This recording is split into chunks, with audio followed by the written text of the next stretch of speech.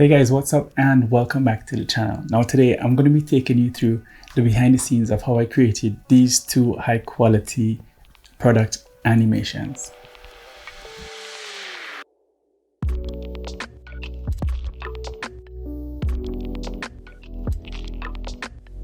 Now this is going to be broken down into two parts.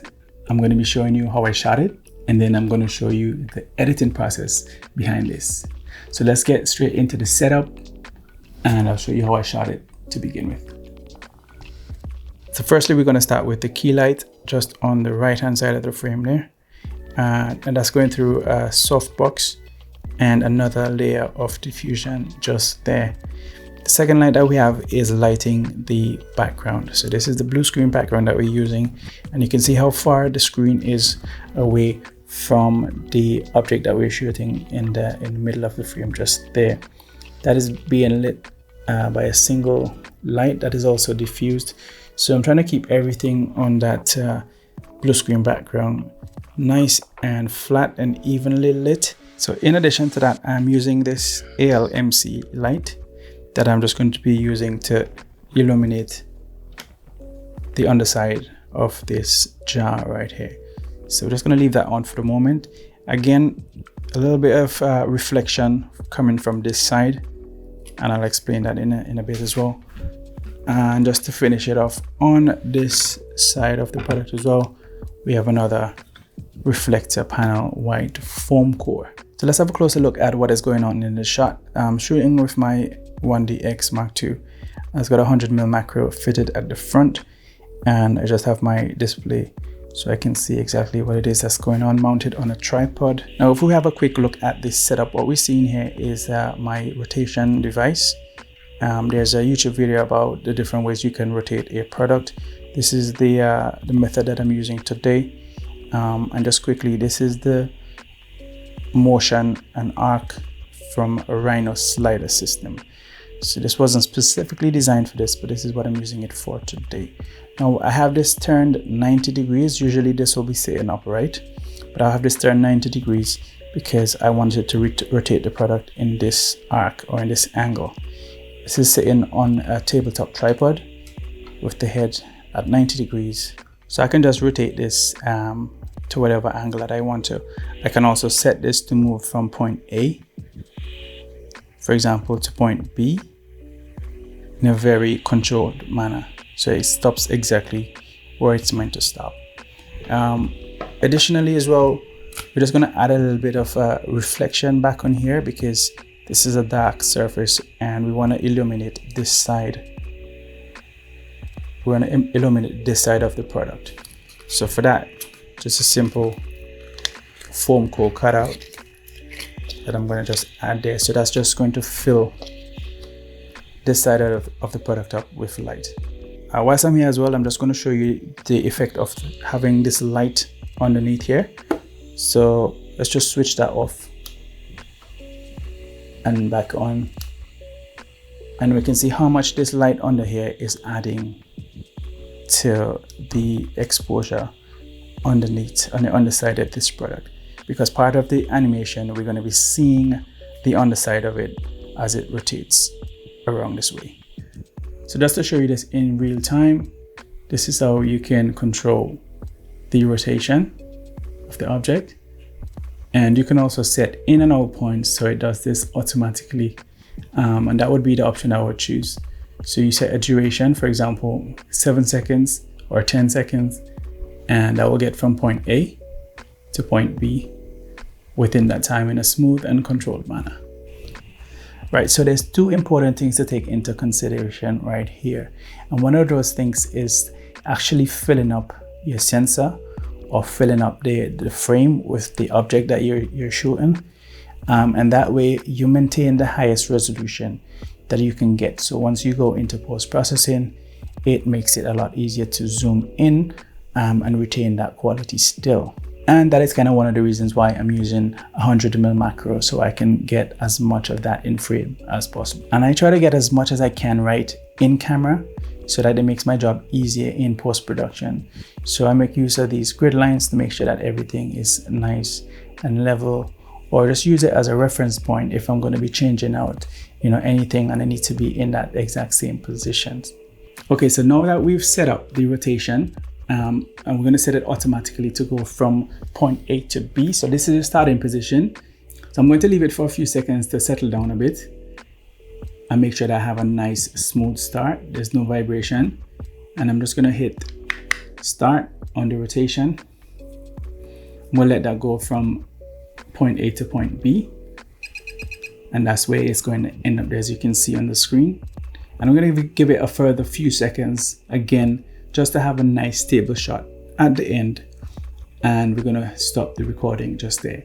So that is the first shot. Now, as I mentioned before, perspective is very important. So what I'm going to do now is add the cap on just in that position, because trying to do this any other way, you're going to find that your angle that you're looking at, the angle that you're viewing this at, is going to change, and so it doesn't line up perfectly as it should. So I'm just going to screw this back onto where it should be, and I'm going to take another shot. So this time is just going to be a static shot,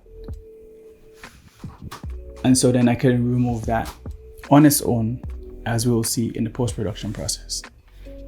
Now for the second animation with this bottle here, it was the same principle with the cap. So the cap was attached in the similar fashion, and the movement again was from here coming around to here, and then having this turn in this direction was just a matter of putting this back in its original position, placing this at the top and having it rotate that way. Okay, so now that you've seen how we shot this, let's take this over into post-production. First, I'm going to be using After Effects to do my keying out there, and then I'm going to be taking it into Premiere Pro for the final animation process. Now, you can key stuff out in Premiere Pro, but my preference is to use After Effects. So if you don't have After Effects, don't worry about it. Just do it in Premiere Pro so you're not using one less step. This is my preferred method. Let's get into After Effects. Okay, so we are in After Effects now, and I brought my clip over. I've imported my clip into After Effects, and if we were to just scrub through the timeline, this is this clip that we recorded, and that is it from start to finish right here. Okay, before we go any further, so this is the stage where I'm going to be keying out this bit of footage or this object, and that is getting rid of the blue screen in the background, so it becomes a transparent background. And that is really the whole objective of this and this animation. Before we go any further, this is what I wanted to show you about having a flat, even background or evenly lit background. So as well as having the background illuminated or lit evenly, it is important, especially if you're using a fabric background like I did. My one is a pop-out blue screen. If we looked up in the left-hand corner of this image, we can see this is where I didn't iron out. I didn't iron out this part of the image. If we can see, there's a ripple or a wrinkle here. So we have a light, dark, and that is not the even lighting that I'm talking about. But it is okay, because around the object that I'm going to be keying out, that is fine. And that was something that I knew before going into hand, but that's just to point out the difference between an even background where the light is even or the color is even, and the difference between where it's not. Okay, so we're going to be using the key light effect to remove the background. But before we do that, there's something that I always like to do. So we're not going to be looking at the whole of this frame. We're just going to be wanting to look at a particular bit of it. And for that, we're going to apply a mask around the area that we want to remove. So we're going to go and get the pen tool just up here, or click the G button. And I'm just going to mask out a selection, just mask out an area around the object, just a rough area. It doesn't really matter. So now when the software is trying to remove the blue background, it only has to really concentrate on a smaller portion, and I think you can get a better effect if you were to apply this. One of the things you want to do when you create that mask though is you want to scrub through your footage and you want to make sure, and this is a prime example. So we scrub through our footage, and whilst it's good here, if we move to the beginning of this footage, we can see it is cropped off a bit of that. So all we have to do is just adjust that mask and just move it out a bit further, or we will have clipping in the final image. So we just scrub through that again, and we see we're not losing or clipping anything. So that's super important. All right, the next thing we're going to do now before we continue is to really refine this mask right here. So if we look at the bottom edge of this jar right here, we can see this is the metal bar that's been used to hold the object or the product up, and we kind of need to get rid of that. Now that is not blue, so the key in effect isn't going to remove that. I'm just going to show you quickly. If we come over into our effects panel and we search for key light, and we just drag that over the clip. So we drag that over the clip, and we can see that is now an effect in the effect panel over here. Now nothing has happened because we need to select, we need to tell it, we need to give it the color that we need to remove. So on the screen color here, if we click the eyedropper and we just sample an area, usually if you have a background that is not fully even, you maybe have a dark or a lighter area, we'd go for the middle. But this one is pretty cool. You just sample anywhere on here, and just like that, we can see the background has dissipated.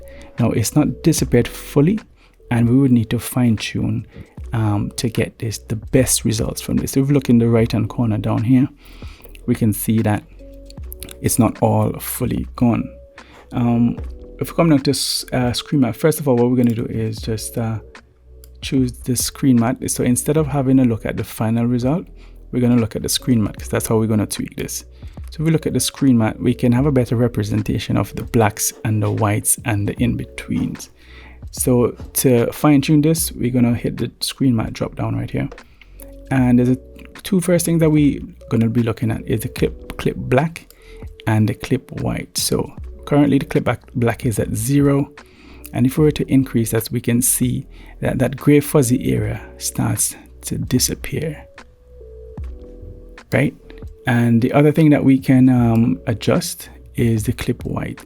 So if we look at the clip white right here, and we can see just up at the top of the jar where it was at least a little bit transparent or semi-transparent, we can bring that down. And what we're looking for is a nice even block of black and white. So that's the difference. That's what's going to make the difference with this keying out. If we go back to our final result, look, we can see that this has done a pretty good job, but we still have an issue here. So just down at the bottom here where the metal bar is running through, we need to get rid of that. But we're going to need to get rid of that by using a mask, using the mask that we already have. Right, so here we are at the first frame, and you can see that is fine. As we start to move along the footage, this is going to move invariably, and we're gonna have to readjust that for every frame, every step of the way. So we're gonna have to readjust. So we here, and we're gonna have to just animate that mask path. So if we click on, we go to the very start of just where it starts to move right here, and we toggle the mask path on. And so now we can move to the next frame, or you can move along a few frames depending on how complex the area is. And then we would have to then readjust these points. So every time we move this, we have to readjust them to keep in line, and so on and so forth. So that part of it will take you a little bit of time, but with practice, you're gonna get a lot quicker. So that nicely takes care of the issue of the rod. So now we can see that playing through here. What we're going to do is export this footage as it is with a transparent background. And to do that, we just go up to composition, add to render queue, and we're going to be presented with some options. What we want to do is save it down here to the correct destination, wherever it is that we want to save it as. And then what's important here is to change the output module. So we're going to change the output settings here, and Usually it defaults at QuickTime, which is fine, which is what we want. But at the video output, what we want to do is do RGB and alpha. And that is the important bit here, because alpha is going to allow that to have a transparent background. So we select RGB and alpha, we hit OK, and that would save that bit of footage exactly where you want it. And that is essentially the process, and you repeat that for each bit of object that you have shot. Okay, so now that we are over in Premiere Pro, what we're going to do is import those images that we just exported from After Effects into Premiere Pro. Just bear in mind that you can also carry out this key and out process within Premiere Pro. I just find it a lot easier and a lot more powerful in After Effects. So we're going to drag these two images into the project. So if we were to open this in the preview bar up here, we can see that this is our footage that we have here. Now what we're going to do is go ahead and create a sequence. So you create a new sequence, and that could be any size that you want it to be. Now this is going to be an animation, and this is the whole point of this. You can make this into any size that you want. You're not restricted now by any background where you've filmed this on. You can choose to make this wide or story format. As in this case, we're going to make this in a story format. So you create a story format. I have some presets here. I'm just going to go IG story and create that one. Now we have that format here. It's just a black background. So what we can do is create a new color map by clicking just down here, new item. That'll give you a drop down window, and you select color map, choose your dimensions. It's going to take the dimensions of your sequence, but you can choose to make that different if you want. But we're going to just leave that as it is. Click OK, and it's going to ask you what color do you want that to be. You select whatever color. It's going to be your project. Select the color that you want it to select and hit the OK button. I've already brought one in here, which is this primary color just here. Now there's a gradient on here, which is an effect. If we go over to the effect panel for this, we can see that I've included a ramp. So let me just turn that effect off. And that's just a flat background. Let's add a little bit more zing to it. We created that ramp, that radial ramp effect. We've changed the settings over here to radial ramp, and we've put the end color to be the color that we've selected that color mat to be, and the start color is white. And you can adjust in between. You can adjust where that ramp is, where it starts and where it's finished. You can move it up, you can bring it down. I just wanted to have it just down here behind the product, creating a slight glow if you like. Again, turn it on and off, and that's the effect. So there we have our background, and now we are ready to drag our clip onto this project. So I'm just going to scrub through here. That's where we are, start to finish. I'm just going to drag that clip just onto our timeline here. So there we are. And the first thing that we have to fix, which is so obvious, is that it's not the right way around. So effects control, I'm just going to start up with minus 90 degrees in the rotation. And there we have it. What I'm going to do is kind of come to the end of it, and I'm going to reposition that now. So using the motion and positioning over here, I'm just going to bring that down and drop it about there. That's kind of where I want it to be in the grand scheme of things. So we go back to the start. This is what we're now getting. That was the intended effect for us to have. Now I want this clip to be 15 seconds long. This way it's going to be going in a story formation, and as it gets to this point, it disappears because that's all the footage that we had. Now we can fix that really quickly. If we just come to here where it ends, just the way it ends, right click on that, and we're going to go insert frame hole segment. So what that is going to do is just going to add just that still frame. Now if you're moving in between here, if there's motion in between here, then that's going to be a little bit more tricky. You're going to have to shoot for that. But if it's just static, just like this, you can increase the length of that. I'm just going to delete that end, and what you can do is just increase the length. You can increase it for as long as you want, and that's going to go for the duration of the clip. So if we come back here, I'm just going to drag these back, and now I'm able to extend this to 15 seconds after it is done its move, essentially, right? Okay, good. Don't worry about the color just yet. We're gonna be able to fix that in the end. Let me just drag this mat out to 15 seconds.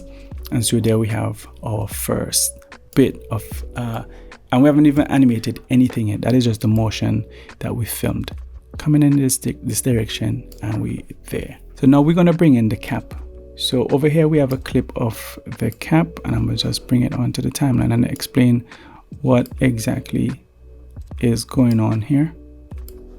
So yeah, there we have the cap. Now the cap is going to come onto the bottle when it gets to this position. So what we want to do is drag this bit of footage of the cap over here. Now this is static as it stands. So what we're going to do is go into effect controls, give that a rotation. I'd say at least minus 90 degrees. We're going to reposition it and just drag it down here using your position keyframes. And we're not setting any keyframes, we're not animation anything. We're just getting it where it should be. So this is where it's going to end up, and that's where you should really always start when you're animating anything. Start at the end and kind of work your way backwards. So now that cap is on here. If I go up, I can go down, I can go, obviously if I go too far down, that's not realistic, you see. So that's where we ended up right there, and that's going to be our starting point and our starting keyframes. What I'm going to do right here is give you a simple demonstration of this cap coming on to the bottle. Now we can see we're suffering with the same problem. The cap has disappeared after only a couple of seconds, so we need to extend that clip again. I'm just going to drag this out to the side, and the reason why I'm dragging it to the side of all this footage, because if we were to do this, let's go back here and what we did earlier to insert the frame hole segment. If we were to do that whilst the footage is sitting over any other bits of footage, unless the layers are locked, then we're going to split those layers as well, which we don't really want.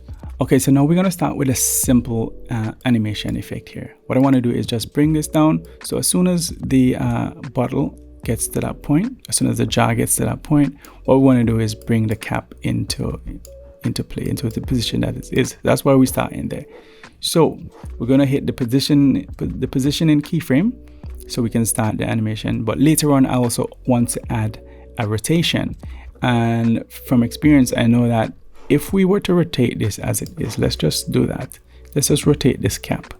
Actually, I'm going to bring it up off there so it doesn't look too crazy.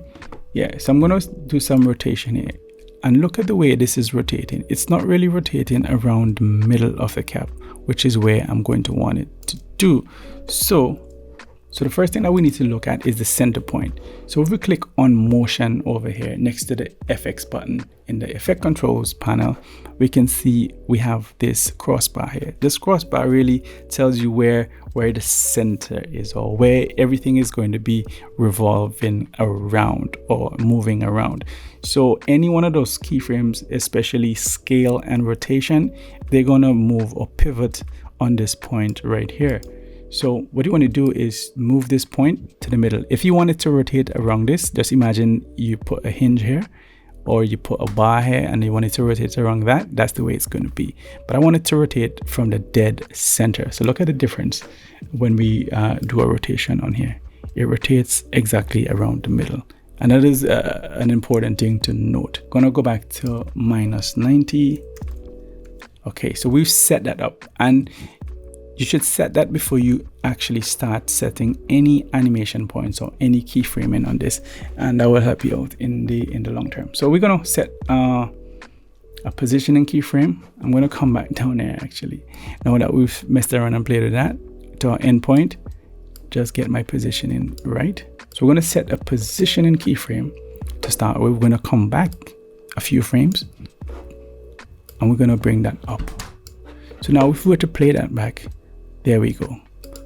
It just automatically does it because we have set some positioning keyframes to go from the top to the bottom. Just one thing about keyframes. Now you can move these across and you can make that slower. You can definitely change the timings of your keyframes by doing that. Another thing is we can see this cap, it comes in and it's very abrupt. So there's no ramping. So what we would do with the end keyframe here, right click on it, go to temporal interpolation and go ease in. and we're going to have a much smoother drop. So look at it as it comes down, and it just nicely fits in there. And we can tweak that end frame even further if you wanted to, but that's a bit more advanced stuff. This is pretty simple stuff that I'm trying to show you. What we did in the original video was added a rotation keyframe as well. So we're going to come to the end again, go to the end, that's where we ended up, and we're going to set a rotation keyframe. So we toggle the animation on here, and we're going to go back. Let's go back to where we started that animation there, and we're going to just do a few flips on this, just there, right? So as we play this back, we get that rotation. So now you got to be mindful about perspective. So that is definitely, that's not realistic. That is not going to work. So we need to stop that rotation way before it gets near where the bottle is. So all we have to do for that is move the keyframe for the rotation back a bit. There we go, and it stops.